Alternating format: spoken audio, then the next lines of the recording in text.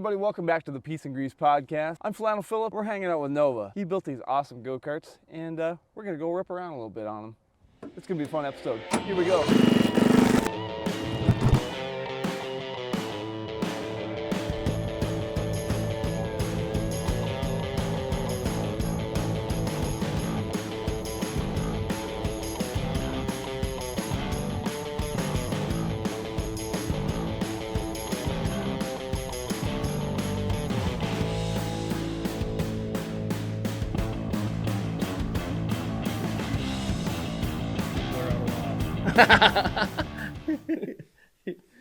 We've all been there. Yeah. Awesome. Perfect. Okay. Before we get completely going on it, one of the first questions that I ask people is, what is your cylinder index? So count together. You know what that is? Yep. Okay. All right. So Minnesota boy, he knows what cylinder index is. So I'll give you a minute. And then I need your last name. I don't know if I know your last name.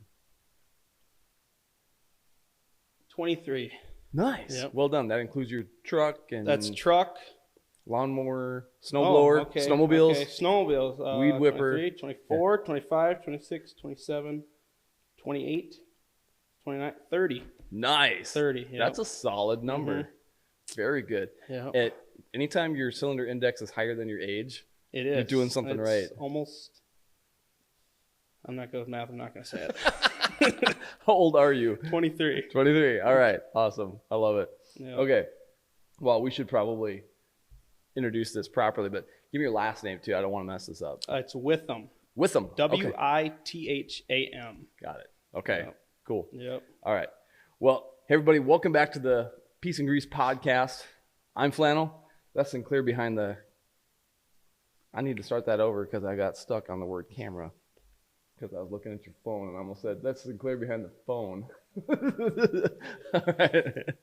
Everybody, welcome back to the Peace and Grease podcast. I'm Flannel. That's Sinclair behind the camera. And today we're sitting down with Nova Witham. Yeah. And this is an incredible kid. I really have had a blast with him just in the last couple hours hanging out with him. And so you're going to enjoy this podcast because this is a treat. This is something different. We haven't had on somebody like this in the past. And so stick around. This could be a fun episode, and let's jump into it. So, my man, you have brought more than one vehicle. Like Yep. this is a first in a lot of different ways for the pod. But I hope the people that are listening get a chance to at least glance once in a while to the video, because we are surrounded by all kinds of creations that you've built with your own two hands. Yep. Yeah, dude, that's so cool. And so we have, I need to count here, 1, 2, 3, 4, 5, 6 vehicles. 6 behind us. About Okay. half of the collection. Okay, this isn't all. No, this isn't Okay. all. Awesome. So Nova, we'll get into like some of what you've built and stuff like that. But give me the quick 30-second bio of who you are, where you're from, and what you do for a living, and then we'll dive in. All right, so I'm Nova. I'm from Minnesota. Grew up in Minnesota. I landscape for a living. Okay. So I get dirty and I love it. And then this Nice. is what I do on the free time. That's awesome. I call it Obnoxious Customs is what the company is, but yeah, Very cool. That's my hobby. Love it. And so you took something that you enjoy, it's a hobby, it's fun, and Yeah. you've turned it into a business. Yeah, I've sold a few in the process of building 2 or 3 for customers right now. And Cool. yeah, like you said, it's a hobby that turned into a business, and I love doing it. That's very, very cool. Awesome. And I love to see a guy your age with ambition. You're willing to put in a long day, getting sweaty and dirty, and then you go home and you do it even more on something. Yep. So good for you, man. Yeah, that's awesome. what it's all about. Maximizing your day. So you work a full day and then spend the night in the garage. It's a good time. Wow, good for you. So, born and raised Minnesota. Yep. Yeah. Yep. Blue collar roots and family. Yeah, my dad owns his own tree company. He's been doing that, as long as I can remember. My mom's been at the same place she's been at my whole life, so Cool. Just been working hard forever. As long as I can remember, everybody in my family's been working hard. And Right on. that's what I like to do. Siblings? Yeah, I got one brother and one sister. Okay. My sister works with my mom, and she's been doing that since she was, 17. So she's been there for a while, and then my brother works with me, both landscapers. Landscapers. Yeah. Got it. And do you work for your dad, or is it a separate gig? I work across the street. They grew up knowing me, and they kind of knew I was going to work for them. So when I got around the age, they kind of nabbed me, and been loving it ever since. That's awesome. They must have seen your work ethic. Yeah, they saw me working with my dad. Cool. That's where I started working, and they were like, yeah, we got to have this guy. So Right on. Ask any car guy, what's something that you'd like to change in your build, and I guarantee he'll say something about the electrical wiring. Because just like going shoe shopping with your girl, it can feel overwhelming and hopeless. But great news, the Peace and Grease podcast is sponsored by WireCare. They've got all the connectors and terminal ends, sleeving, heat shrink, zip ties, and all the tools to make your project's electrical wiring something to be proud of and show off at the next cruise night, because it's done safe and organized and done right. We're excited to be working with WireCare at the Peace and Grease HQ, so go check out their products and tools at wirecare.com. Guys, just wanted to remind you to head on over to peaceandgreasecollective.com. Check out our merch over there. We got exclusive designs by Sinclair. You can check some of these things out. So cool. And if you head over to Patreon, you can join Patreon for free for $5 a month, or if you join the $20 a month, you're going to get a t-shirt every single month. So go check that out. yeah. Right on. Well, cool. What got you into welding and creating go-karts and mini bikes and the things that you build and create? What got you into that? It was for sure my dad. Okay. Yeah, he's been, when he was younger, he used to do the same thing. And he's had cars my whole life, and he's building a car right now. And it's kind of who we are as a family. And as soon as I had the ability to weld and the space to do it, I just started building stuff, and this is where it's led. It's awesome. With a first name like Nova, I'm like, yeah, you've got to have a car dad. Yeah. What's your brother and sister's names? Jesse and Ashley. Okay. My sister's a little bit into cars, but brother, not at all. He's not into it. But that's fine. That's fine. Okay. But Nova's going to end up being a car guy. Yeah, that's for cool. sure. Right? For sure. Good for you. That's cool. And so it was an early age, and you're learning how to take things apart. Yep. Like, what kind of stuff did your dad teach you growing up? Everything. I've just always watched him, and like even when he couldn't figure something out, I'd maybe mess with it. I might figure it out, might not, but that's what it was. Just watching him, Cool. and it just led to what I do now. Good for you. And you're obviously handy with a welder, because everything that you've built here is held together. Everything's welded together in one way or another. Yep. You must go through a lot of gas and wire. Yeah, it gets expensive. I need a sponsor. Yes, I love it. So, what was your first build? It was something that you built for yourself, I would assume. Yeah. Right? Yep. Yeah. It's honest. It's here. It's that trike. Was the first one. The trike was the first one. That's the first thing out of this stuff that I built. Okay. So, and I've had that for a long time, and awesome. just wanted to keep going and keep making more. And so this is the trike that the frame is made from. They're small block Chevy headers that I bought off a marketplace. They're out of a Camaro, I think, and just started welding, and that's what it turned into. Man, that's cool. Yeah. And so it looks to me like you were piecing stuff together from other. Is it like a mini bike front end? Is it it's a three-wheeler? It's a mini bike front end. Okay. It's got like a go-kart style rear live axle, go-kart style motor. And then, there's a tractor seat and the shift knobs, a piston out of one of my race sleds that I blew up. So I threw that on there. Okay. Yeah. So you're into snowmobiling. Yeah, I race snowmobiles. In Minnesota. Yeah. Okay, you race too. Like Yep, at ERX in Elk River, do snowcross. Nice. Yep. Very And that's cool. another thing my dad dragged me into. But Okay. it's fun. It's a good time. Nice, man. Very Yeah. cool. So you're coming up with ideas, and you're getting ideas from the hot rod scene, rat rod scene. You're just piecing stuff together from other interests that you have, like Yeah, it racing. all filters in, and it turns into one of these, whatever I can come up with. That's cool. Yeah. That's cool. And you told me when we were talking outside that you like not only build these things in St. Paul, but you ride them. Yeah, I put some miles on them. Yeah, I need to get some odometers on them to track the miles. But like when Back to 50s come to town, I'll put 20, 30 miles on these and get all my buddies on them. We'll go cruise up and down Snellen and hang out, and it's a good time for sure. Yep. That's so cool. Wow. And so what did you say 5-horse is on the trike? The trike is a 6.5 with a stage 1. I think it bumps it to like 7. It's a better flowing exhaust, better flowing air filter, and a bigger jet. So it's like 7. Okay. Yeah. So that's what stage 1 means? Yeah, that's a stage 1. On these mini bike stuff, stage 1 is, a filter, exhaust, and a jet. Yep. Okay. Cool. Say I'm new to the scene. So you gotta I'll teach you. Help out a noob. Yeah. That's cool. And functioning is that's your throttle on the handlebars? Throttle's on the bar, and then that's the shifter knob's a brake. That's a brake lever. It's got a band brake, wraps around the clutch, and just slows you down. Got it. Okay. Cool.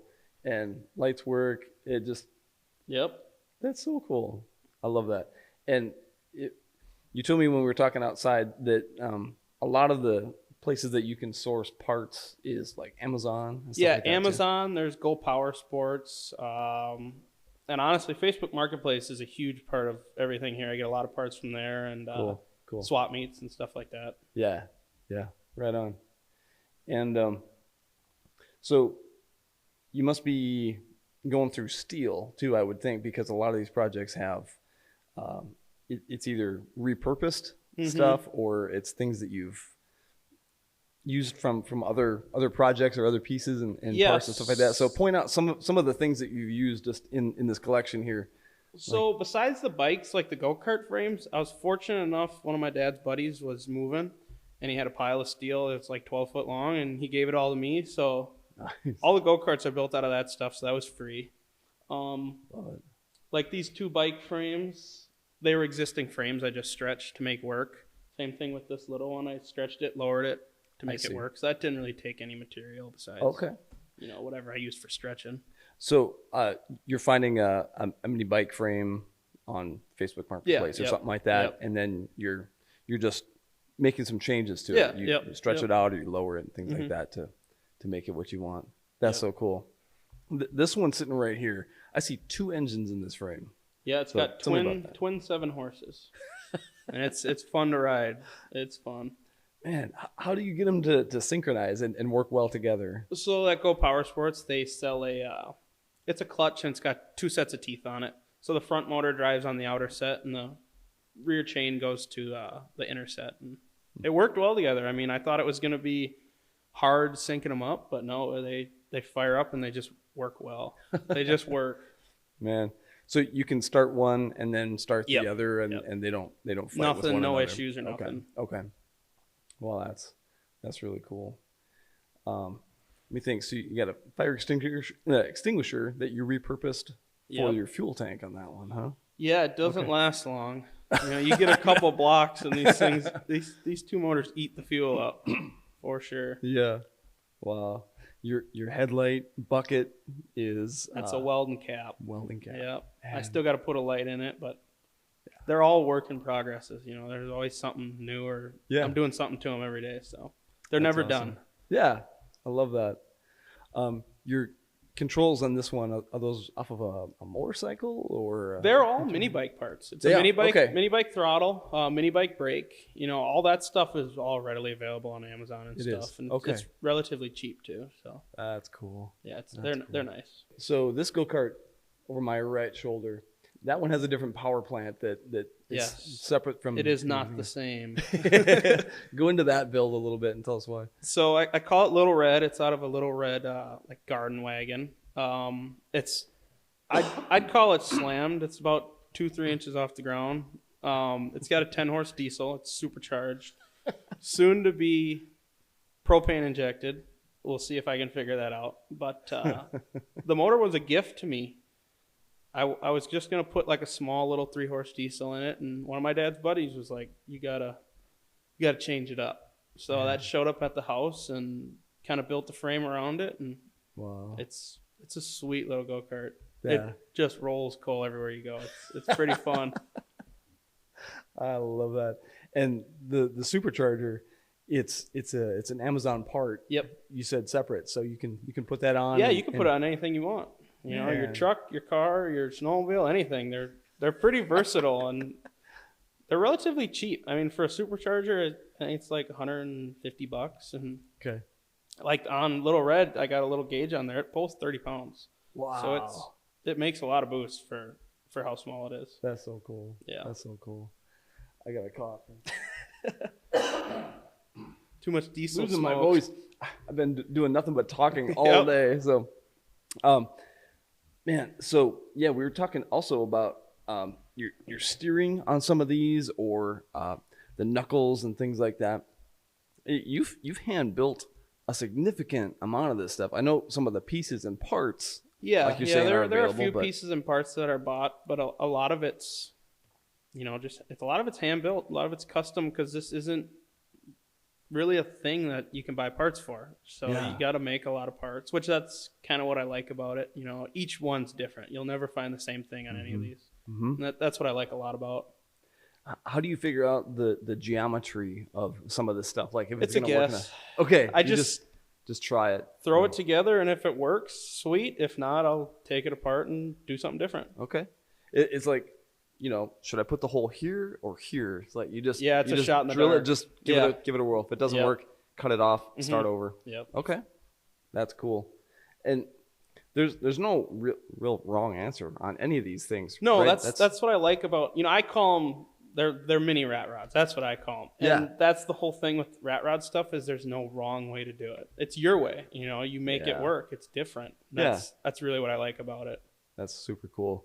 And I can see that you have a fair amount of problem solving when you're building these things too, because you have to figure out, like, all right, I need a brake, and you know, the cable has to pull, so I need some sort of mechanism that's gonna make there's a lot of problem solving, because it's like, I don't think wheelbarrows were designed to have motors on them, so it's like everything's a problem, and you got to solve it. And that's another thing I love about it. It just makes you work, gets your brain going, and that's the funnest part for me. Love it. Sure. So do you ever like run out of motivation on some of these things? Yeah, I have. Okay. I'm on one right now that it's just been sitting all winter. It's a 22 horse twin cylinder gasser type thing I'm building. It's got a big leaf spring front end, big slicks.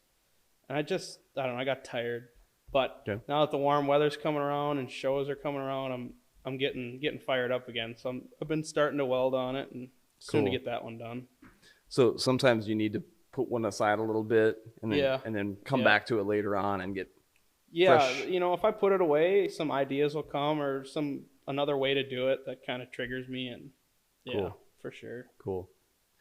And like you were saying, there's not a lot of people doing this, and so you're getting ideas from other sources that might not even be mini bike guys or go-kart guys. You know, there's a lot of hot rod type ideas behind a lot of this, because it's like you said, there's not a whole lot of people doing it. There's like 3-4 big YouTube channels that I've watched videos on that do it, but you know, it's a lot of it's hot rod scene and inspiration type stuff. Cool. And I would imagine budget is definitely a factor for you when you're doing this kind of stuff, right? Yeah, because it can get expensive. Yeah, you know, like that diesel Little Red, I think, is like $1,700 into it. You know, when you think about it, it's just a go-kart, but it's like the money, you could dump money into them quick. For sure. Even, you know, being as small as they are, you could really dump some money into them. Now, when you're saying that some of these frames were existing mini bike frames, that's something that my dad grew up having, a mini bike that I think he got from like Sears or the local hardware store or something like that. Do you ever run into somebody that is kind of upset with you changing something that, you know, is that old that they grew up with? For sure. Yeah. Okay. That chopper is a Reaper chopper, and I'm not 100% positive on the dates, but they made them in Canada, I think up until 2005. And there's a pretty big following for them. They're a really rare frame. They're cool. They're strong. And I decided to chop the fender off and rust it and just change it up. And I get DMs all the time. You wrecked it. You did this. And it's like, it's fun. It looks cool. But there definitely is a following for mini bikes and go-karts. So. Mm-hmm. So you almost have to develop a little bit of thick skin and say, hey, Yep. I didn't take your favorite baseball card and, sticking the spokes on my bicycle. Like, well, I'm not here to try and hurt anybody's feelings, right? I'm just trying to build something I like. Yeah. That's all it is. Exactly. Yep. To me, and now I try and steer clear of giving my opinion too much, but to me, when I see somebody that's doing something the way that they like it, that is the definition of cool. Yeah, because it's not basic like everything else you see. It's different, and that's what's cool about it. You're building it for me, one person. Yeah. Yep. Exactly. Yep. Very cool. Now, let's say let's flip a little bit and say you have somebody that would like to have you build something for them. Okay, how does that work? Like, do they come to you with, the list of, here's 5 things that I would like, the rest is up to you? Most of the time when people come to me, they have an existing frame that they want a new power plant, or they want it stretched or lowered or something. Most of the time it's welding related because not everybody can weld. So they bring it to me for that. But cool. I usually get a list. I write it down. I get the parts sorted up and do what they want and get it back to them. And they love it. It's super cool. Like, just making something for somebody that they want and they dream about, and it's cool to see them take it and ride it and really appreciate it. So that's cool. Yeah, absolutely, man. Do you concept sketch any of this stuff? Most of the time it comes to me when I can't sleep. I'm just rolling around in bed and I'm just looking up, and it's like, boom, all right, this is the next thing. I brought some drawings with. They're not awesome. I'm no artist. But that's usually where it comes from, is I'm just sitting there thinking and I can't sleep, and then it just pops into my head. I draw it down and then I build it. And then it ends up becoming real life. That's cool. I love that. And you've already used some creativity in your fuel tanks, like the Harley Davidson fuel tank. Mm-hmm. Is that like that an is actual? a real Sportster tank. That's a Sportster tank. Yep. Okay, it's legit Harley Davidson part there. Mm-hmm. That's cool. I can tell that you're into header wrap and things like that. But is that just for looks, or is that? Most of it's for looks, but sometimes it's purpose too. I mean, I've burnt myself a few times on a lot of these. Yeah, but I love header wrap. And it just, when I see a rat rod or a hot rod with header wrap, it just fits. Just looks cool. Yeah. Each one's got header wrap on it. That's awesome. Yep. Very cool. Do you have? And maybe I shouldn't say this in front of all of them, but do you have a favorite one? Little Red, for sure. Okay. For sure. Just riding it, and the smoke, and just everything around it. The looks, it's like, it's a go-kart, but it turns some heads everywhere I go. Any show I go to, it turns heads. So nice. That's my favorite one for sure. Very cool. Yeah. Do you have a favorite piece or part on each one, though? Like, if you could point at it and be like, oh, yeah, on this one, that's my favorite part of this particular build. This particular one, I love the suicide brake. That's out of one of these little small motors. That's the piston out of it. And cool. I like that a lot. Yeah. For sure. Neat concept. I like it. Yeah, and most of the time it's the brakes. I try to put a cool handle on it or something that it's just I like. Mm-hmm. Like with the trike, it's got my race piston, and Little Red's got a Coors Light tap handle. The wheelbarrow's got an axe from work that I broke. So it's like I try to make the shift knobs as cool as possible. There you go. That's my thing. Yep. I like that. And each one shows a lot of personality. I mean, we can look at each one of these and just get a feel for who Nova is, because it's your ideas. Yeah, it's me on wheels. I just take what I like and think and see and put it into something I can ride. Yeah, I love that, man. That's super cool. Vintage license plates, are you finding those at like flea markets and those are all sales swap meets? Swap meets. Okay, anytime I go to swap meets, or I'll go to antique stores and I'll buy the whole bin, and I just got a stack of license plates sitting at home. So nice. Try to use them as much as possible. That's really cool. I love that.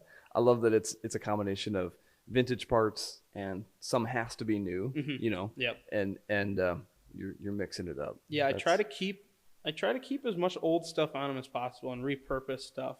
Yeah, that's what I really like about it. You know, they each tell a story, and that's the whole thing. I like them for that. You know, being able to just look at it and like the twin engine bike's got like a 50s motorcycle taillight on it, and it's just stuff like that I like a lot. Yeah, yep, very cool.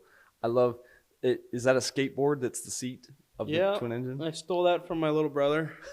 Cut it up and put it on there. It's a great the idea. Look. Yeah, it really does.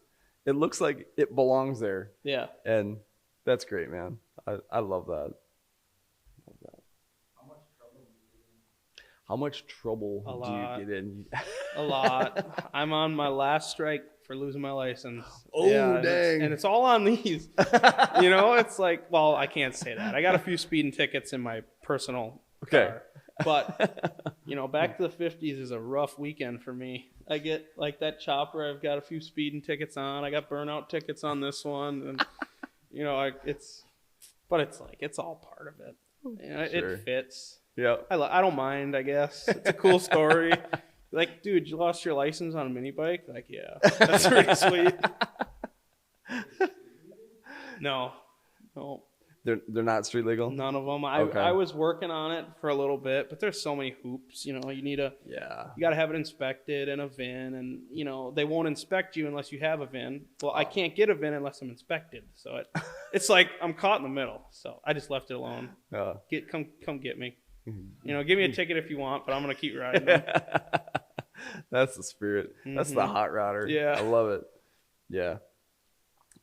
Yeah, because I see there's one or two that had plates that I was like, well, is that like an actual registration tag or is it just like part of the fun? That license plate cover, or not license plate cover, but the clutch cover I got on the chopper, I got pulled over it back to the 50s, and this officer, she come up running and huffing and puffing, and she rips it off and she goes, "This is not legit." I'm like, duh, it's from 55, it's just decor. And but that's just irritated me. I'm like, it's kind of my favorite part of this bike. You just broke it. Yeah, but gee whiz, let's put another one on. It's fine.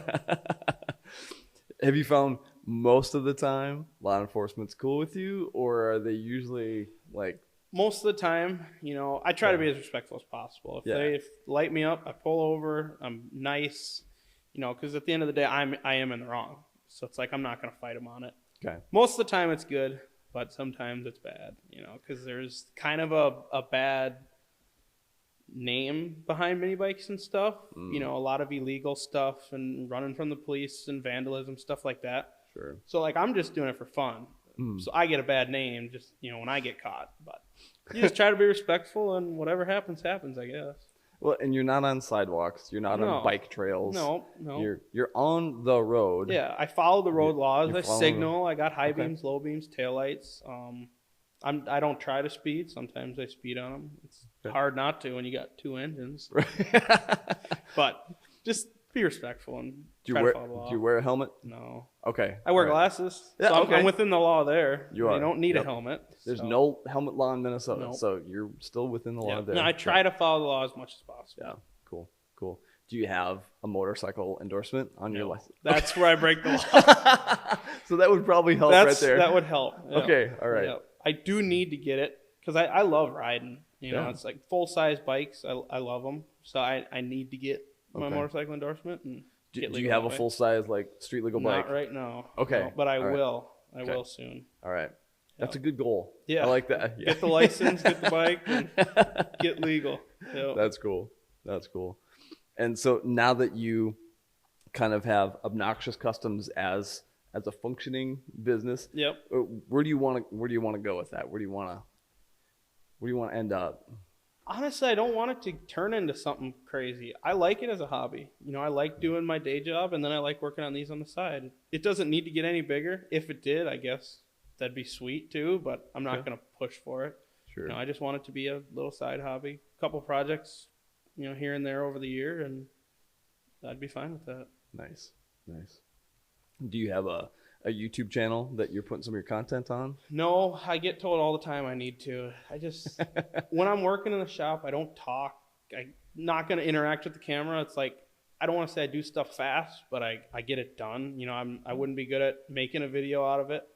So I just steer clear of it. Maybe in the future I will. Sure. But it's like, I'm already 10 projects in, and I don't know how many more I'm going to make, but it's like, I just do a lot of Instagram stuff. I try to post as much as possible and make reels, but Cool. I'm just not good at that stuff, you know, Yeah. so I kind of steer clear of it. No, I get it. You're not out there to try and get a whole bunch of No. followers and subscribers No, and things like I'm that. just- You just Having fun, and whoever's along for the ride, it's follow along, I guess, but yeah, it's that's really for cool. me, nobody Good. else. good for you. That's really neat. And I'm glad that mindset doesn't. You're not obsessing about what other people think. Yeah. Because that would probably mess with your Oh, for creativity. sure. You know, if you're worried about. Yeah, I gotta represent, or I gotta do this and do that. It's like, no, I don't care. If I don't work on it today, it's fine. I don't got nobody to, Cool. show or do anything for. So Yeah. Do you have other hobbies like you hunting and fishing? And I duck hunt, ice fish. Like I said, I snowcross race. I got a few other hobbies. Cool. Yeah. Cool. And when you're racing snowcross, is that only in the winter months? Then? Yeah. Yep. Okay. Yep. I do. I'm not on like a big circuit. There's a few races. There's Ditch Banger National is a really big race. There's a couple of costume races I do for charity. That's super fun. You go out, you buy a junk sled, you dress up in a costume, and you just have fun. You know, I do that every year. Huh. So I got like 4 or 5 races I do over the winter season. It's a good time. I'm on a small team, and we just have a blast. That's cool. It's a good time. And so I suppose with your summer job, like your job is seasonal anyway. Yep, So yep. in the wintertime, you're I got time. laid so, off. Yeah, I mean, yep. in a way. Yeah, So, unless it snows, which it hasn't in the last 2 years, I'm free. Okay. So that's kind of why I do the racing. You know, fill up the time and Yeah. just have fun. You're not doing snow removal stuff. I do if it snows. Oh, okay. But Okay. it All right. hasn't snowed in the last 2 years, so it's like, and I Yeah. can't go trail ride because there's no snow trail ride, but there's always snow at the racetrack. So Right. I'm going racing. Yeah. And they'll even either make snow or Yeah. truck in snow. Yep, or they'll things like truck in or make it. They have a pond right on their property. They make snow, so it's a good time. that. That's cool. Yep. For your snowcross, do you have sponsors and things that you have obligations for or anything like I that? personally don't. The team I race for is Kempe Motorsports. I'm pretty sure they do have a few good sponsors, Cool. and we always make sure to show up and show out. You know, we got, I want to say it's like 2025 Skidoos. They're 2002, like 99 to 2002s. Okay. And just go out there and just, like I said, have a good time. It's fun. You want to die afterwards. You can't walk. You can't breathe. But in the moment, it's a lot of fun. That's cool. Yeah. Probably, do you have to be like in shape to race snowcross? I mean, No.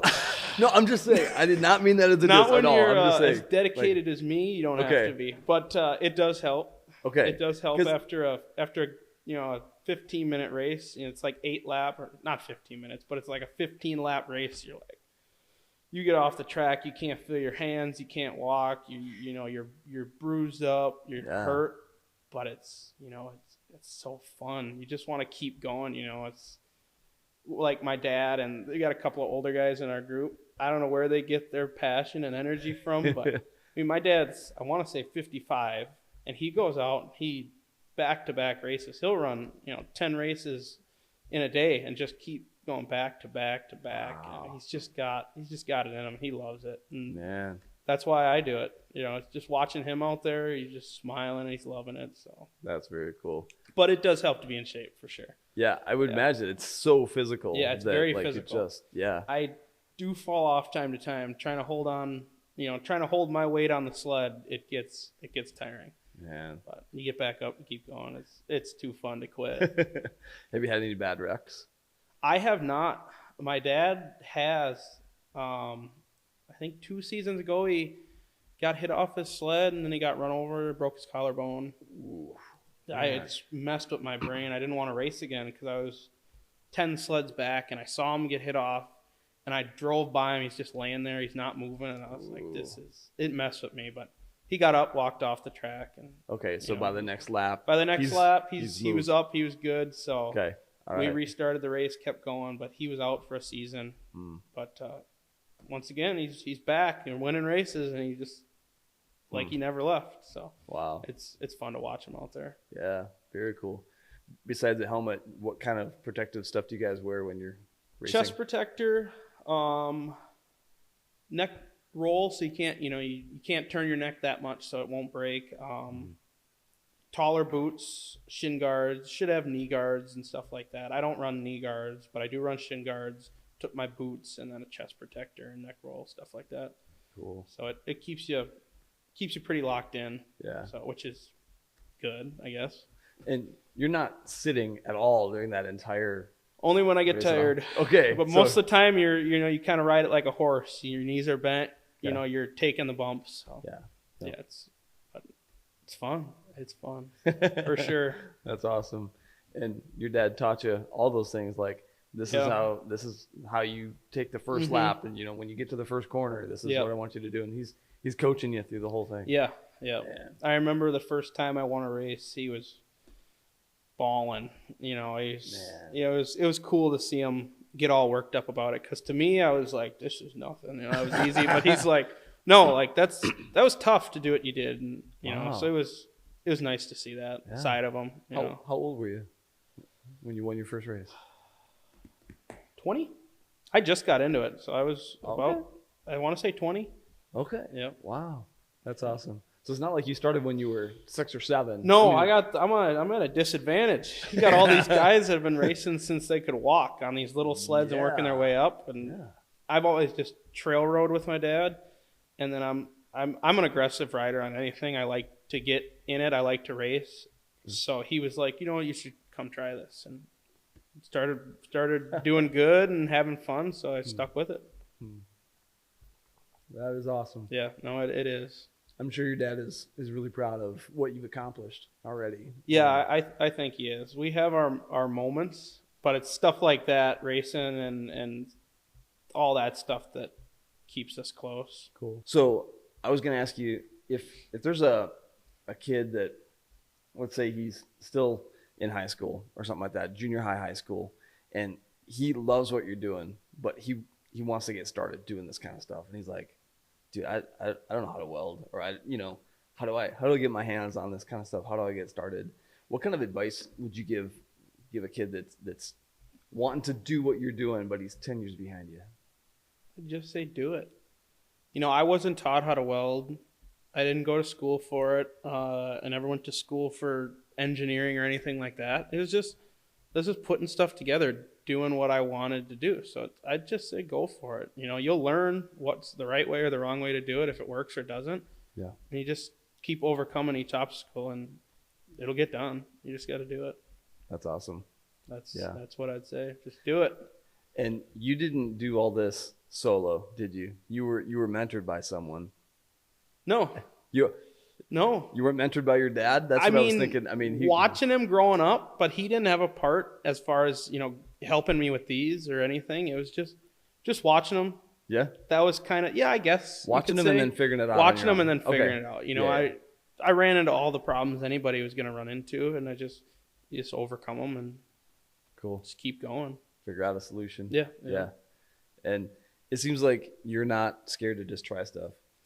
No. Like, what's the worst that's going to happen? It ain't going to work. You figure out how to make it work. Yeah. And you still have all your fingers. Yep. You haven't, had a saw blade go slicing through your neck. You haven't got caught in the chain. You just use common sense. Yeah. Or try to use it as best as possible. Common sense and mini bikes on the street. Yeah, I guess that's the irony in it, but that's great, man. You just maybe think what could happen, and if you think there's a possibility of going bad, don't do it. Yeah. But go for it. You've learned a lot of lessons as you've gone. Yeah, no, for really sure. Cool. I've been stranded a few times. Those are a lot of lessons I've learned. Don't go on a long test drive. Okay. That's one lesson. All right. Always keep your cell phone with you. Yeah, yep. Check your fuel level before you leave. Yeah. Yeah, the first test drive with the diesel, I didn't not knowing a whole lot about diesel and prime and staying in prime. I was running low, and it came out of prime, and had to push it all the way home. It was a good long walk for sure. So, like a tank. Oh, okay. All right. So have you ever thought of building something that has tracks on it, like a tank style or something like that? Definitely. It's kind of tough because there is a few track systems out there meant for like smaller like quads and stuff. Sure. I don't think these make enough power to turn like an ATV style track. And the small tracks you can get that are designed for this, they're on some really sketchy websites. Like, you might not get it, you might get it. So I've been kind of steering clear of that. But Yeah. I do really want to do something with tracks. Like, I don't know how I'm going to figure it out, but I'm going to figure it out. I just don't know when. But definitely want to do something with tracks, for sure. Are you selling any of your pieces Not here? my personal ones, because Okay. they'd be kind of expensive, because I Sure. put a lot of me into it Well, of instead course. of taking your ideas and building it. Mm-hmm. But if I were to sell that wheelbarrow right now, I'd probably want like $1,700. But if I were to build it to you, I'd just charge you time and material. It doesn't take me all that long. A lot of this stuff, just to get it running and driving, is a weekend project. As long as I got the materials and I don't got to go buy anything else, I can knock them out pretty quick. That's cool. So you set your labor rate. You know what that is. Yep, You I say, got my labor rate. I got my minimum. Cool. You bring parts you want incorporated, or you got an idea. We'll talk about it, break it down. Mm-hmm. I'll let you know if it's going to work, if I can do it, stuff like that. But Sure. yeah, Yeah, because you've played around with enough different sprocket sizes and clutch styles, and so like I got an idea how most of the stuff's going to work together, and if someone wanted one, I'd tell them all that stuff. Like, I get people all the time that want this motor, this clutch, these tires. And I'm like, well, it's probably not going to work. It's not enough motor, it's not enough clutch. But that's the nice part about having experience with them, is I can kind of guide them through what will work and what won't work, and we'll get something built that they love. Cool. Is everything that you've dealt with air cooled, or do you ever deal with liquid cooled? It is.